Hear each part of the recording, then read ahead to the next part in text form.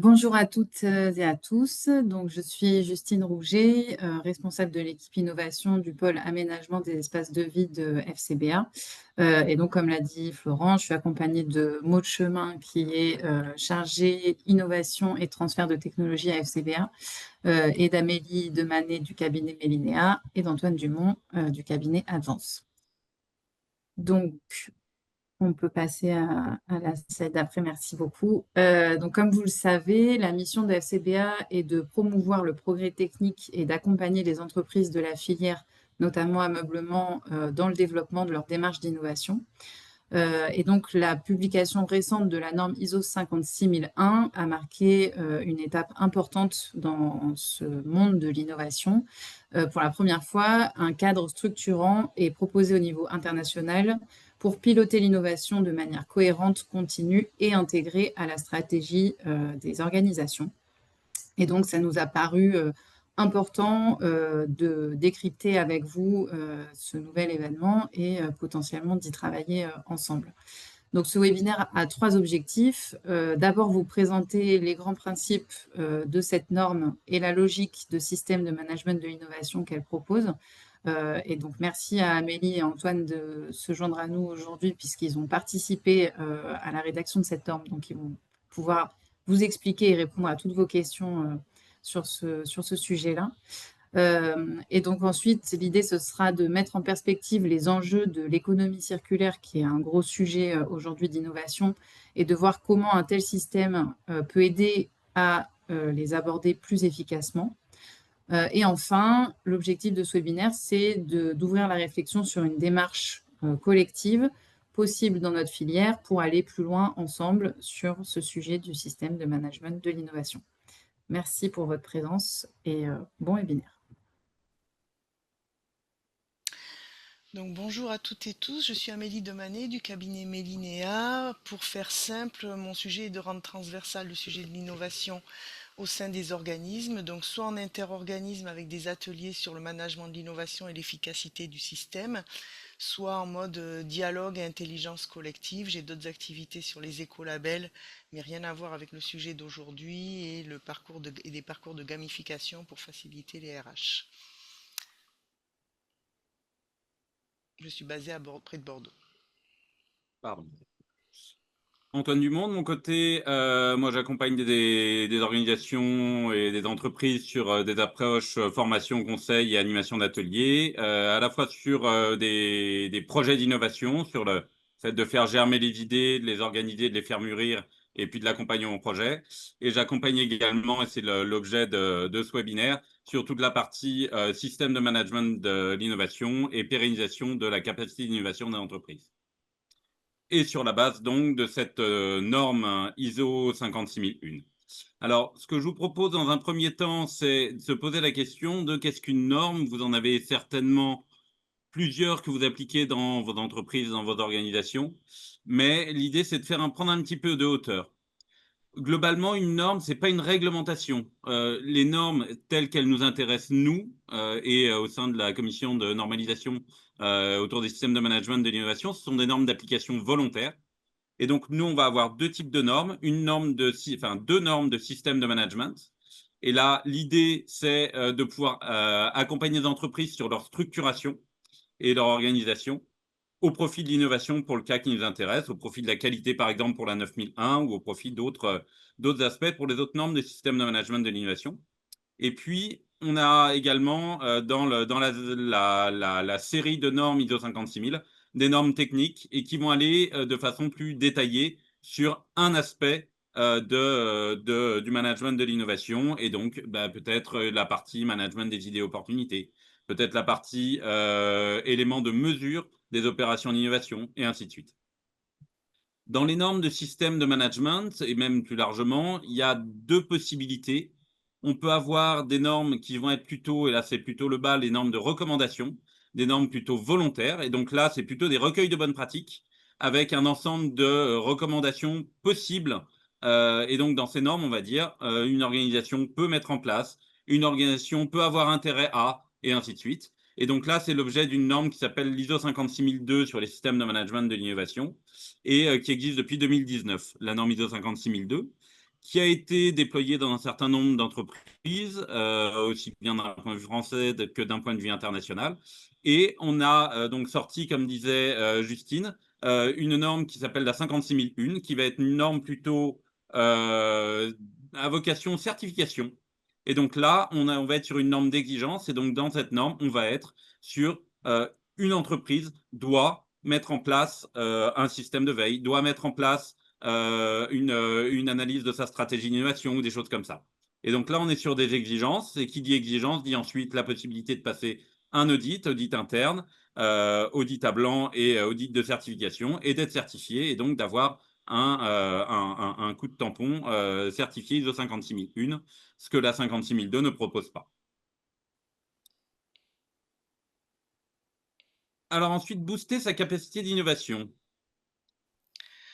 Alors, faisons un petit détour par la biologie. En fait, vous vous dites peut-être pourquoi normer l'innovation, quelle idée?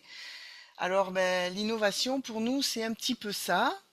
Tu peux dérouler, Antoine, les textes, s'il te plaît. Donc, c'est avoir de grandes oreilles pour écouter le client, de grandes pattes pour aller vite, un corps fin pour être agile, des mouvements rapides pour éviter les obstacles. Et puis, c'est une capacité de reproduction rapide pour créer régulièrement de la valeur. Mais vous voyez, ce petit lapin, il est quand même un petit peu fragile. Alors, pour la normalisation, Antoine, Alors pour la normalisation, on reste dans la caricature, hein, bien sûr. On a pris, on a pris cet exemple. Globalement, une carapace solide, l'objectif c'est de faire face aux incertitudes. Une vue excellente, on ne le sait pas forcément, mais les tortues ont une très bonne vue. Une vitesse lente mais déterminée. Une très bonne mémoire pour retrouver son chemin et une durée de vie très longue. Et donc on va dans la caricature, mais c'est un petit peu nos approches et nos points positifs autour de la normalisation. J'espère que vous les partagez.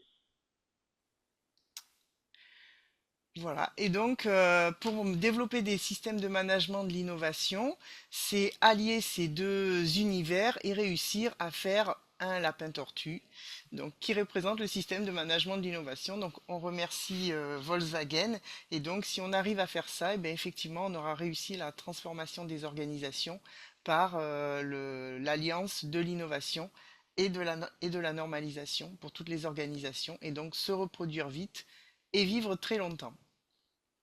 Et c'est un petit peu, alors une définition alternative de la capacité d'innovation, c'est-à-dire de pouvoir innover régulièrement et de façon pérenne. Ce qu'on vous propose, bon, c'est de vous mettre un petit peu à contribution et de vous faire travailler.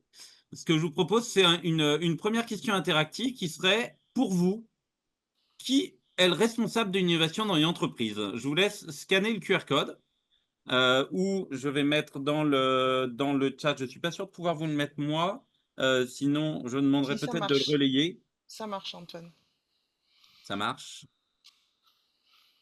Je ne suis pas sûr que ce soit envoyé à tout le monde. C'est peut-être juste entre hôtes et panélistes. Si c'est possible de... Peut-être Justine, je ne sais pas qui peut avoir la main de le relayer.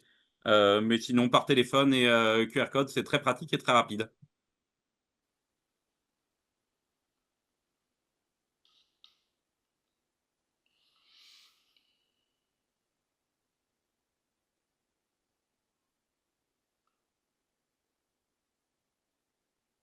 Alors, on va les voir. Alors, ça, c'est le code.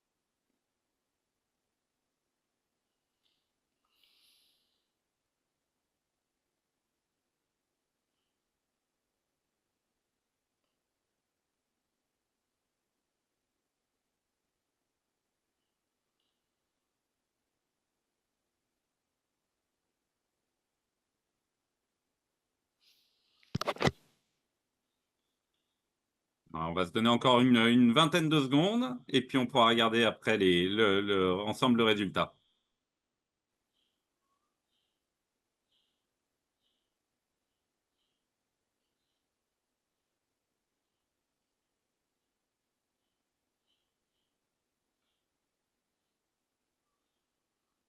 J'ai l'impression que ça ne bouge plus, Antoine. Alors, on a quelques réponses déjà. L'idée, c'est de dire mais tous, le dirigeant, le responsable du BE, le responsable de l'innovation. Mais qui est-ce, ce responsable d'innovation? Tout le monde. Celui qui est en charge de l'innovation, oui.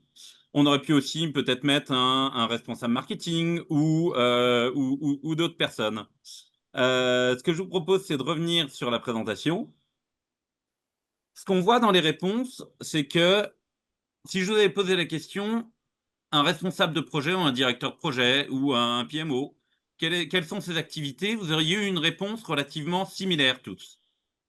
Si je vous avais demandé un manager de la qualité, un directeur qualité, de la même façon, ses activités, ses objectifs sont relativement partagés maintenant.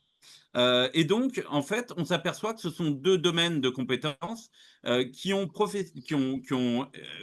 eu cette possibilité d'être professionnalisés, et entre autres grâce à un système de normes ou de méthodologie. Et donc, ce sont des métiers aujourd'hui clairement identifiés.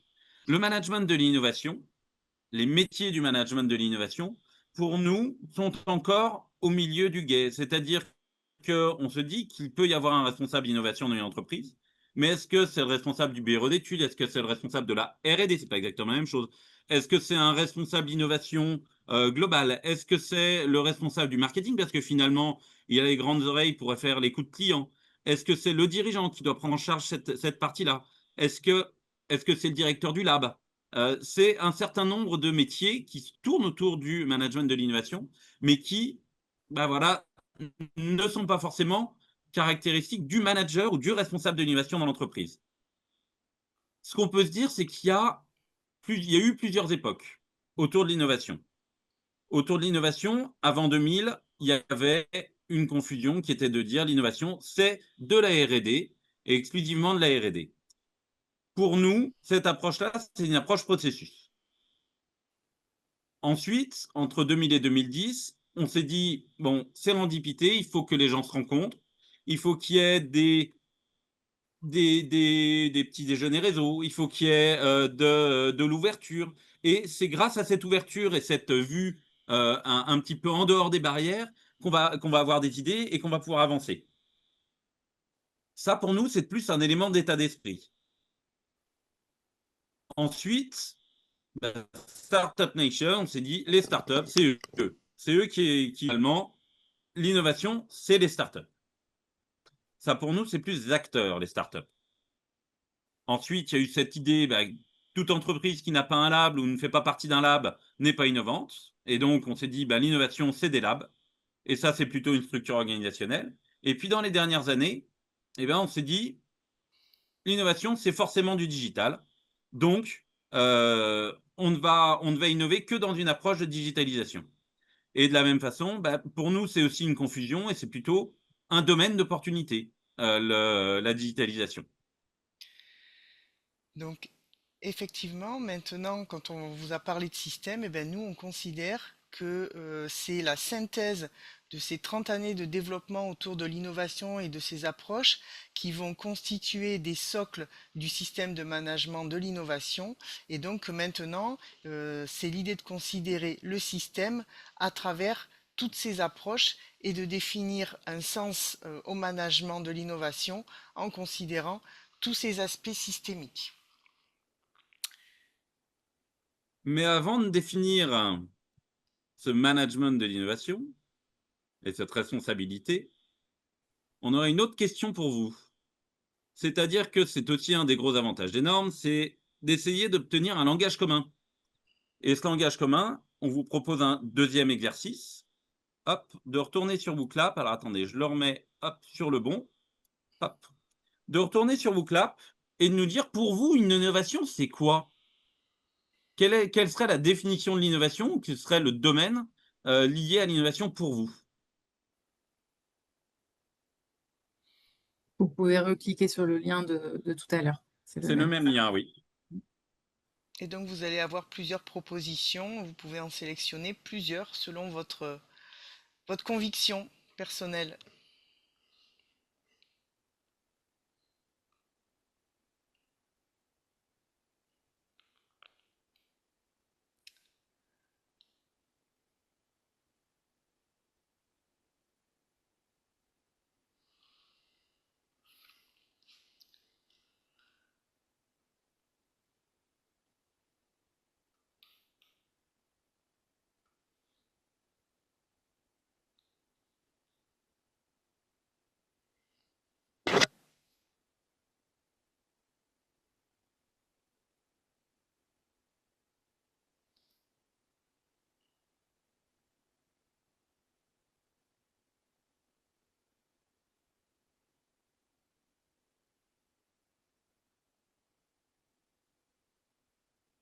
Alors, on commence à être à peu près stabilisé. On a deux choses qui, a priori, sortent en grande tendance. C'est la partie une évolution et une nouveauté, et une nouvelle méthode, processus, outil qui fait gagner du temps. Et puis après, dans un deuxième volet, on aurait une idée ou une invention, un nouveau marché, de la technique, un nouveau produit, un produit qui trouve son marché. Alors, instinctivement, il n'y a pas de mauvaise réponse. On a les retours après sur vos réponses. Une innovation, c'est quoi? Eh ben, allons-y dans des définitions. Là, ces définitions-là, elles sont dans un référentiel qui s'appelle l'ISO 56000, qui présente les termes et définitions autour du management de l'innovation et au service de l'ensemble des normes ISO 56000. Donc, une innovation, c'est une entité nouvelle et modifiée qui réalise ou redistribue de la valeur. Alors, c'est des définitions qui sont volontairement ou involontairement un peu alambiquées. On va décortiquer un peu. Une entité, ça veut dire que on va avoir une typologie d'innovation qui peut être aussi bien, comme vous l'avez dit, un produit, un service, un processus, une nouvelle méthode, potentiellement un nouveau business model, ou des choses comme ça. Ensuite, nouvelle et modifiée va s'intéresser plutôt à la nature d'innovation. Est-ce qu'on est sur de l'innovation qui est plutôt incrémentale, de l'innovation qui est plutôt radicale, disruptive, adjacente? Et puis ensuite, qui réalise ou redistribue de la valeur? C'est ça qui est, à notre sens, un des éléments cœur, et qui va potentiellement sortir un certain nombre de choses du champ de l'innovation. C'est-à-dire que tant que ça ne réalise pas ou tant que ça ne redistribue pas de la valeur réelle, on n'est pas encore dans de l'innovation. Ce qui fait que du coup, l'innovation pour nous, c'est un résultat. Ce résultat, il va du coup impliquer le fait que si on regarde un petit peu, si on revient un petit peu sur les questions, euh, eh ben, une idée ou une invention n'est pas une innovation. Une idée ou une invention peut aller vers une innovation, mais tant qu'elle n'a pas prouvé sa création de valeur et elle n'a pas réellement créé de la valeur, on est encore sur, en effet, de l'idéation, de la recherche, mais on n'est pas encore dans de l'innovation. Ensuite, qui dit résultat d'un processus opérationnel, là j'allais un petit peu plus vite, bah, ce processus opérationnel, ce sera le management de l'innovation. Si on synthétise très vite, c'est de se dire le management de l'innovation, c'est de la gestion de projets innovants, qui se différencie de la gestion de projets traditionnels par cette approche plutôt. La gestion de projets traditionnels va s'intéresser à de l'ordonnancement, à de la gestion des risques, et la gestion de projets innovants va plutôt s'intéresser à la gestion de l'incertitude. On reviendra sur ce sujet-là un petit peu plus tard. Mais instinctivement, ça ne suffit pas. Il faut pouvoir mettre en place, et c'est ce qui nous intéresse aujourd'hui, et on va le détailler par la suite, mettre en place un système de management de l'innovation, le petit acronyme SM-INNOV. C'est un élément, c'est un ensemble d'éléments, un ensemble d'activités qui vont permettre cette capacité d'innovation pérenne et donc permettre l'émergence et le développement de plusieurs innovations, de plusieurs projets d'innovation. Un seul projet d'innovation, c'est bien. D'avoir la capacité d'en développer plusieurs et de façon pérenne et régulière, là, on rentre dans une approche systémique et la mise en place d'une organisation au niveau de l'entreprise qui permet ça. Alors, pour innover plus vite, plus souvent, mieux, de façon plurielle, on va se réintéresser au cœur du réacteur. Donc, c'est le fameux processus d'innovation. Donc là, on passe bien d'une intention d'innover à la sortie du processus, la captation de la valeur. Et ce processus d'innovation, c'est bien ce processus que vous appelez la gestion du projet innovant.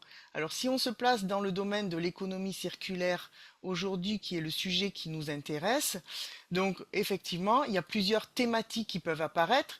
Si vous développez par exemple de nouveaux modèles économiques, vous êtes dans le domaine d'intention de le faire, vous êtes au début du processus et ça va décliner la mise en place d'opportunités, de phases de création de concepts, de validation, de développement ou de déploiement de solutions qui sont en lien avec cette intention.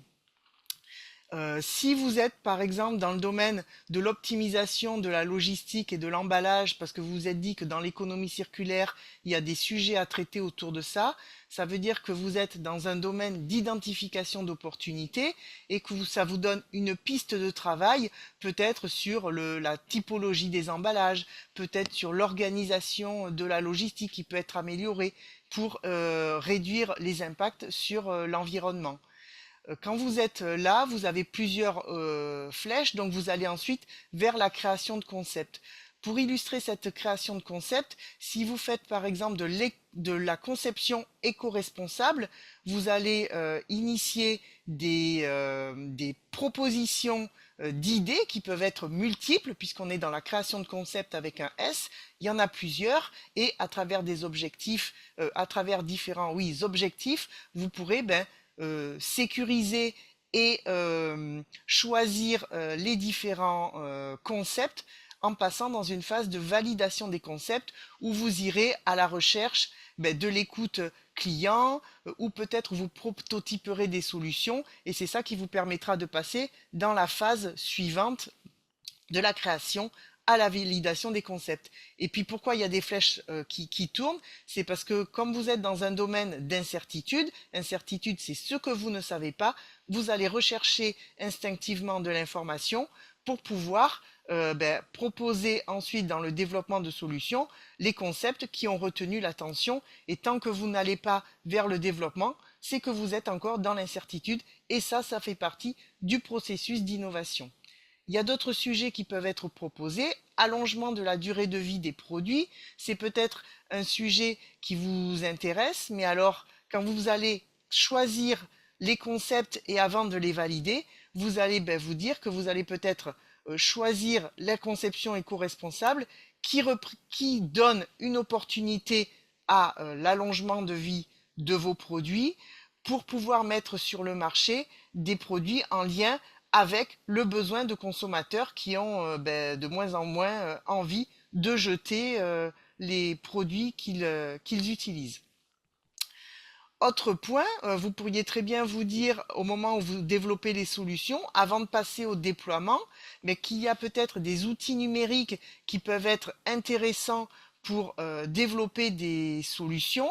Ça peut être par exemple dans la maintenance prédictive, ça peut être des types de logiciels pour permettre aux clients de vous faire remonter de l'information, comme quoi votre produit arrive peut-être en obsolescence ou s'abîme, et vous, par la maintenance préventive ou prédictive d'outils logiciels, vous pourriez avoir matière à proposer des services à votre client et des développements de solutions plus intéressantes dans le cadre de l'économie circulaire. Et dernier point, quand vous avez déployé une solution pour un certain type de marché, un certain type de client, vous pourriez être amené à vous dire qu'il y a de la matière qui est réutilisée ou à réemployer. Eh bien, ça vous donne une nouvelle opportunité d'innovation et donc c'est pour ça que ça vous amène à une flèche à la flèche initiale d'identification des opportunités. Ça vous donne une opportunité nouvelle qui vous permet de reboucler et de réenclencher un cycle de développement d'innovation. Donc voilà, c'est pour ça que le processus d'innovation n'est absolument pas linéaire et qu'il est intéressant de se poser toutes ces questions qui sont matérialisées par les flèches. Et tout Et là, ça on est vraiment pour au dans le bout cœur du créer de la... réacteur. Voilà, on est dans le cœur du réacteur et tout ça pour récupérer la valeur en fin du processus. Et ce cœur du réacteur, ça pourrait être ce qu'on pourrait appeler une usine à projet. Mais cette usine à projet, tant qu'on n'a qu'un seul projet, elle est en place et ça fonctionne bien. Maintenant, si on prend un peu plus de hauteur et si on essaye de voir un petit peu plus loin, on a cette partie de réalisation qui est mise en place. Et on se dit, qu'est-ce qui peut être nécessaire pour cette partie réalisation? Ce serait la mise en place d'un certain nombre de supports ou de ressources, aussi bien pour cette partie réalisation que pour l'ensemble du système. Les supports, alors le premier qui vient en général, c'est du financement, mais pas que. Pas que. Il peut y avoir aussi toute une approche, déjà, dégager du temps pour l'innovation, dégager du temps pour ces projets. Avoir également toute une approche de potentiellement de propriété intellectuelle, de veille, toute l'approche méthodologique, toutes les connaissances et compétences qui sont dans l'entreprise, tout ça sont des supports à cette partie réalisation et à l'ensemble du système. Mais comme je le disais, un projet, ça va, mais si on commence à avoir peut-être une centaine d'idées en entrée, une capacité à développer 2, 3 projets, bah, comment est-ce qu'on les sélectionne? Comment est-ce qu'on les organise? Il nous faut une approche planification. Dans cette approche planification, on a plusieurs choses. On a une approche planification temporelle, bien sûr, mais également toute une approche de se dire, tiens, comment est-ce que j'organise mes idées en portefeuille? Comment est-ce que j'organise mes projets en portefeuille? Comment est-ce que j'associe à ces portefeuilles des objectifs pour dire, bah, tiens, on va choisir telle idée pour la passer en projet parce que elle correspond à tel besoin, elle correspond à telle chose, ou elle correspond à tel objectif de dire on veut faire, je ne sais pas, par exemple, de l'innovation exclusivement incrémentale ou 50% d'incrémental et 50% de disruptif ou ainsi de suite. Mais ça, c'est vraiment des objectifs que chacun doit se fixer. Et puis, il y a également de se dire, alors ça peut rejoindre aussi un peu les supports, c'est de se dire, est-ce que c'est quelque chose, cette idée-là, c'est quelque chose qu'on va développer en interne, ou est-ce qu'on va faire appel à un partenaire technique sur telle ou telle idée, et dans quel cadre on fait des appels à des partenariats. Et donc ça, c'est tout le chapitre planification. Ensuite, eh ben, ces objectifs, ils doivent plutôt être déroulés de quelque chose d'autre, qui serait plutôt une approche politique et une stratégie mise en place pour atteindre cet état envisagé. L'état envisagé, c'est la politique, et la stratégie, ça va être plutôt comment on y accède, et ensuite tout ça décliné en objectifs. Et donc ça, c'est de la responsabilité du leadership de mettre en place toute cette approche et de définir tout ce champ, de dire bah, quelle est la feuille de route et où est-ce qu'on va. Il va y avoir aussi une responsabilité du leadership de faire évoluer l'entreprise aussi dans ses mentalités, c'est ce qu'on appelle la culture d'innovation. Et donc, c'est aussi une des responsabilités du leadership. Le leadership, il se base sur quoi pour déterminer sa politique d'innovation? Eh bien, il se base sur toute une approche analyse du contexte interne, analyse du contexte externe, quelles sont nos forces, nos faiblesses. Alors, on peut utiliser des outils SWOT ou autres en interne, on peut participer à des ateliers, on peut adhérer à des pôles de compétitivité, par exemple aussi, en termes de évaluation du contexte externe. L'idée, c'est vraiment de se dire dans quel écosystème, aussi bien technique que commercial que d'un point de vue de sa clientèle potentiellement, dans quel contexte on évolue et sur quelle force on peut se baser en termes de contexte interne. Et puis, comme on est, alors à la fois on est dans un système normatif, et puis à la fois on veut s'intéresser quand même à savoir si ce qu'on fait marche bien, ça peut être assez utile. On a toute une partie qui va être plutôt l'évaluation des performances et l'amélioration. Et ça, ce sont deux chapitres qui vont à la fois s'intéresser au niveau des projets, de se dire, bah tiens, est-ce qu'un projet a déployé, a développé la création de valeur qui était attendue, donc de la création de valeur potentielle, est-ce qu'on est passé à une création de valeur réelle pour notre client, pour nos process, pour tout dépend de l'entité, du type d'innovation qu'on veut déployer. Mais est-ce qu'on est arrivé au bout du process avec la création qu'on attendait? Et si oui, si ça marche bien ou si ça surperforme, comment on peut faire profiter les autres projets de ça? Et puis, réflexion aussi globale sur l'ensemble de notre système de management. Est-ce que notre système de management fonctionne correctement? Et comment le faire évoluer pour qu'il fonctionne encore mieux? Alors, comme approcher cet effet systémique, c'est pas simple en lisant une norme ou des guides, et puis tout un système étant dynamique et un système étant unique pour chaque entreprise, alors d'un point de vue opérationnel, pour vous sensibiliser à ces sujets-là et comprendre et expérimenter le système, on vous propose de découvrir un serious game qui s'appelle l'année de l'innovation, qui a pour vocation en 12 tours de jeu de vous faire construire votre propre système de management d'innovation en équipe. Donc c'est là où effectivement vous challengez et vos certitudes et vous travaillez ensemble. Donc l'objectif de ce Serious Game, c'est bien de mettre en place l'organisation qui va permettre de générer le plus de valeur sur une année, et donc vous allez expérimenter votre capacité à innover et à innover de façon pérenne. Donc il y a 2 plateaux de jeu et un indicateur qu'on va vous déployer après. Donc Pour participer à ce jeu, vous êtes en tant que coach considéré à aider une entreprise qui veut qui veut déployer son système de management de l'innovation. Vous allez la coacher pendant 1 an en lui proposant de choisir les meilleures activités du système à mettre en place pour développer sa capacité à innover. Et puis, à la fin de l'année, on doit compter effectivement combien de valeurs vous avez accumulées, puisque vous l'avez bien compris, le bout du bout, c'est la récolte de la valeur créée par l'innovation à travers son processus projet et son effet systémique. Et si Alors, l'entreprise est fictive, en revanche, les activités qu'on propose de mettre en place sont bien réelles. exactement. Donc, par rapport à ces activités réelles, ces activités à mettre en place sont symbolisées par des cartes, donc qui explicitent concrètement le système de management de l'innovation et la roue que vous avez vue dans les slides précédents. Donc, la vision, la stratégie, la politique, j'y reviens pas. L'analyse du contexte, effectivement, Antoine l'a bien détaillé. Analyse de l'écosystème, c'est en lien aussi avec le contexte et tout ce qu'il y a autour. On avait parlé tout à l'heure de sérendipité, de mettre les gens ensemble, etc. C'est à ce moment-là que ça va se concrétiser. La définition des objectifs, c'est ce qui va finalement piloter le choix de type ou de projet et en tout cas d'idées d'innovation à l'entrée de votre processus en termes d'identification des opportunités. Et puis après, si vous travaillez effectivement avec le FCBA, eh ben, ça prend tout son sens de mettre en place des abonnements, des revues, d'obtenir grâce à ces structures des systèmes de veille qui vont pouvoir alimenter votre processus.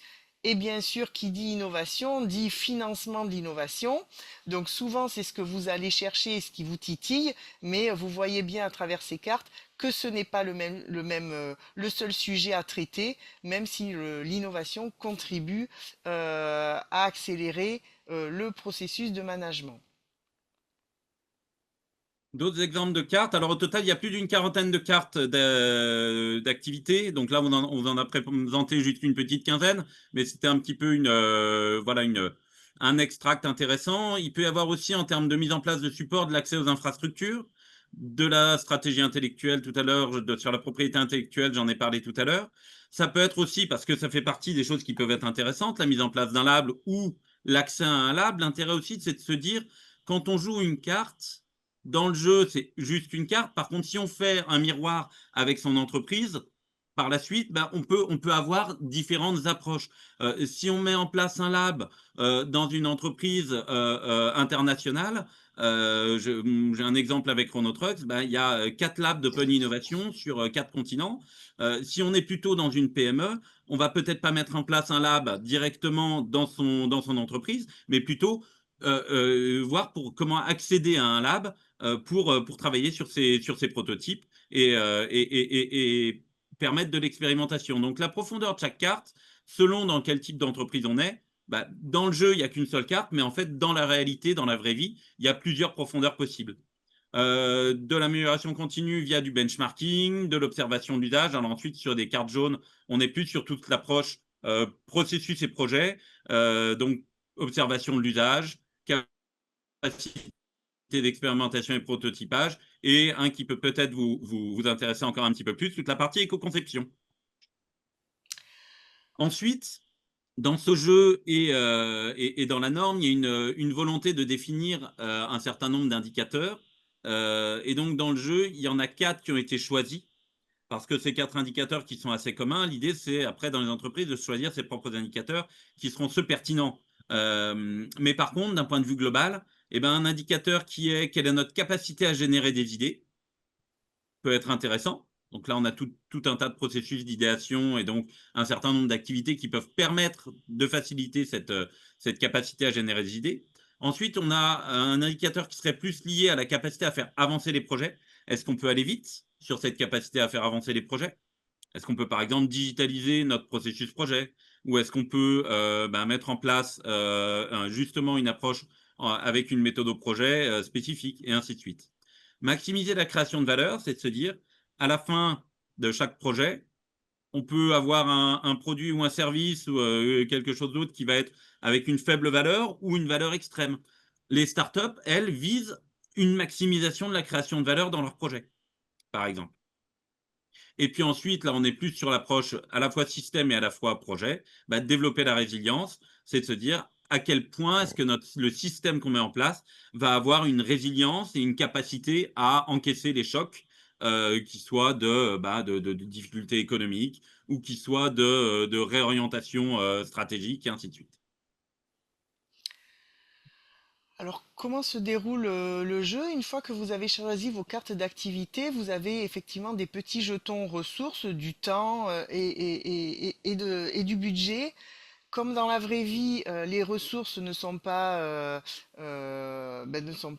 forcées, enfin, sont Limité, ouais. forcément contraintes, et vous allez devoir, à partir des différents indicateurs du titre de la carte et de son impact, choisir en équipe les activités initiales à mettre en place pour sécuriser le système, puis au fur et à mesure des 12 tours de jeu, étant donné qu'on va vous donner de moins en moins de ressources, enfin, ou des ressources beaucoup moins importantes qu'à la sécurisation du mois de janvier, eh bien vous allez devoir choisir pour utiliser les bonnes cartes afin de générer le plus de valeur. Générer le plus de valeur dans le jeu, ça se matérialise comment? C'est-à-dire qu'il y a un lien à travers les cartes, le compteur de performance et des indicateurs que vient de vous décrire Antoine, qui sont sur le petit cadran à droite. À partir de ces cadrans-là, ça va vous donner des possibilités de générer des idées et de faire passer de générer des idées en entrée du processus d'identification des opportunités tel qu'il a été décrit tout à l'heure. Et ensuite, à partir du compteur d'avancée de projet, ça va vous permettre de faire passer les petites capsules qui sont des capsules d'idées au départ qui sont vides, qui vont vous permettre de le faire traverser tout le processus, les 5 étapes du processus de management décrit tout à l'heure.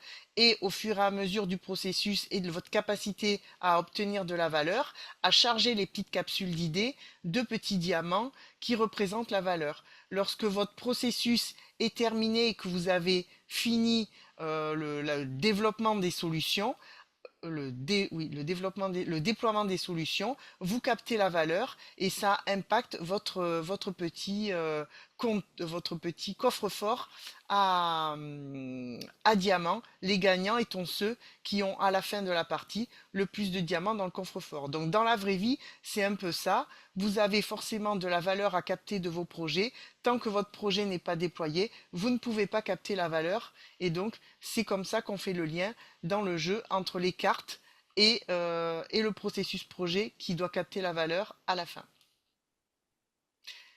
Dans Alors, ce... on va accélérer un petit peu parce Oui, qu'on est légèrement en retard. Globalement, quels sont les principaux intérêts du jeu? C'est vraiment de conjuguer cette partie théorie qui est la norme et qui est un document qui, soyons honnêtes, si on se plonge dedans, peut être parfois un petit peu rébarbatif à lire. Et puis la pratique et de se dire comment on peut le déployer comment on peut déployer des activités dans une entreprise. Donc, on a vraiment cet aspect d'intégrer la notion de système, de le rendre concret, de le développer au fur et à mesure des 12 tours de jeu et puis de tester l'équilibre entre ces approches plutôt stratégiques, tactiques et opérationnelles. On en a parlé, il y a plutôt la capacité à innover. Ben, la capacité à innover, ce serait représenté par ces 4 indicateurs. et Ensuite, ensuite... Pardon. vas-y Amélie. Et ensuite, on vous a dit, il y avait plus de 40 activités à choisir. Donc, il va falloir que vous puissiez choisir et prioriser. Mais ça, c'est comme dans la vraie vie. On ne fait pas tout ce qu'on veut lorsqu'on développe un projet et surtout d'innovation.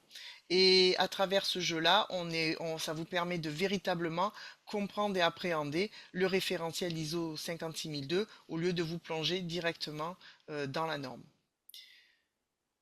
On va laisser. L'intérêt, c'est d'établir à la fois une vision commune. Si on déroule le jeu en inter, donc à plusieurs sociétés, c'est d'avoir plutôt une vision commune et une compréhension individuelle des systèmes de management de l'innovation. Et si on le déroule en intra, donc dans une seule société, c'est une vision commune entre différents services de l'entreprise qui peuvent jouer et travailler sur ce jeu Moi, j'avoue que je l'ai déployé, une de mes plus belles réussites, c'était de le déployer dans une entreprise où j'ai eu, à la fois les équipes marketing, R&D, des chefs de projet, tout ce qui est, finance également qui était présent. Donc j'avais vraiment différentes entités de l'entreprise et cette capacité du coup à établir cette vision commune et cette compréhension commune de ce qu'est un système management de l'innovation et comment le faire évoluer. Et donc, si on se place au niveau de la filière, on va laisser la parole à Justine pour faire fonctionner ce jeu en mode filière. Qu'est-ce qui peut être proposé? Oui.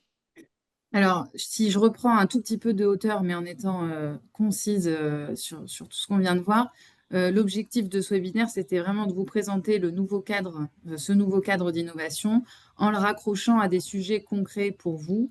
Et c'est pour ça qu'on a choisi l'économie circulaire, qui représente aujourd'hui un levier fort d'innovation pour notre filière. Et donc, on avait identifié plusieurs pistes concrètes que les entreprises de l'ameublement peuvent explorer, que ce soit individuellement ou collectivement. Donc, on a cité l'éco-conception pour penser dès le départ des produits plus durables, réparables, recyclables, l'intégration de matériaux recyclés, biosourcés, la seconde vie des produits avec des solutions de reprise, de réparation ou de reconditionnement, ou encore des nouveaux modèles économiques comme la location, la mutualisation ou le mobilier temporaire. Et donc, toutes ces pistes liées aux enjeux de l'économie circulaire peuvent devenir des projets d'innovation à part entière, à condition d'être structurés et alignés avec la stratégie de l'entreprise. Et c'est là que le système de management de l'innovation peut vraiment faire la différence. Donc, ce qu'on a imaginé pour des entreprises qui souhaiteraient aller plus loin après ce webinaire, c'est plusieurs formes d'accompagnement dont l'objectif est simple, vous aider à passer de la découverte de la norme à sa mise en pratique dans le contexte spécifique de vos projets et de votre entreprise. Donc ces accompagnements peuvent se faire à différents niveaux et je laisserai ensuite la parole à Amélie Antoine pour aller un peu plus dans le détail des méthodos, mais on a imaginé 3 niveaux. Un premier, donc, qui est le jeu qui vient de vous être présenté, donc un jeu collectif pour expérimenter les principes de la norme de façon ludique et concrète. Et j'insiste quand même sur le concret parce que pour l'avoir pratiqué, en tout cas en aperçu, c'est très facile de se projeter en miroir, comme disait Antoine tout à l'heure, dans la vraie vie et les actions qui sont dans nos propres entreprises. Donc c'est vraiment une façon intéressante de s'immerger dans le sujet. Deuxième niveau, des diagnostics système pour analyser vos pratiques actuelles et identifier des leviers d'amélioration. Et un troisième niveau qui est un accompagnement plus individuel à la construction de plans d'action pour développer ou structurer un projet en lien avec l'économie circulaire. Encore une fois, on a choisi l'économie circulaire pour avoir un sujet concret à vous présenter par rapport à cette norme, mais ça pourrait marcher sur d'autres projets. Voilà, je vous laisse, Amélie et Antoine, la parole pour le détail.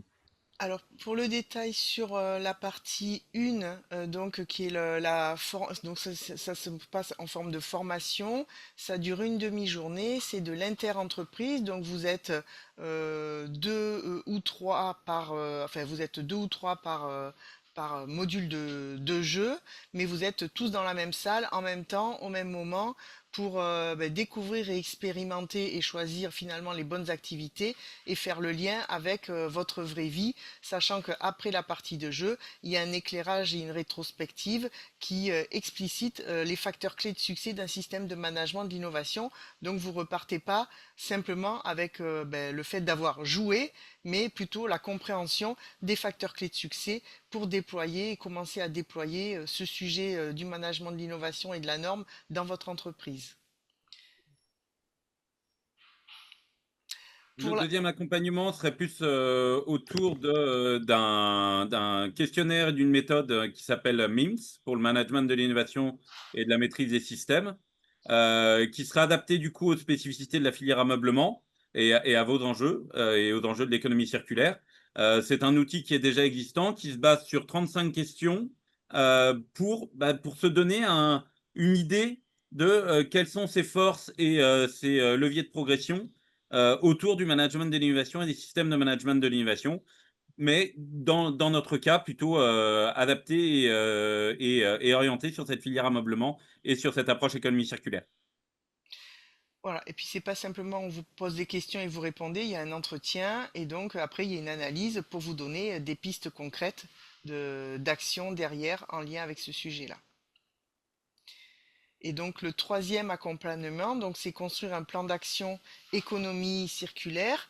Donc là, vous êtes plutôt en mode individuel et donc au regard du livrable qui a été fait dans la phase d'avant, c'est pour vous proposer des synergies pour tout le monde, enfin chacun ayant fait un diagnostic individuel, c'est resynthétiser tout ça dans un diagnostic global pour apporter une photo des besoins de la filière sur la thématique économie circulaire en lien avec le système de management de l'innovation, mais c'est aussi vous permettre à travers ces leviers stratégiques et de votre questionnaire individuel auquel vous avez préalablement répondu, vous donner des pistes sur l'éco-conception, sur la seconde vie des produits, les matériaux, et donc vous aurez ensuite un plan d'action opérationnel qui va véritablement être adapté à vos enjeux, soit pour développer un seul projet, soit pour en développer plusieurs, peut-être de façon individuelle, mais peut-être vous découvrirez peut-être aussi des projets qui font sens ou à mener de façon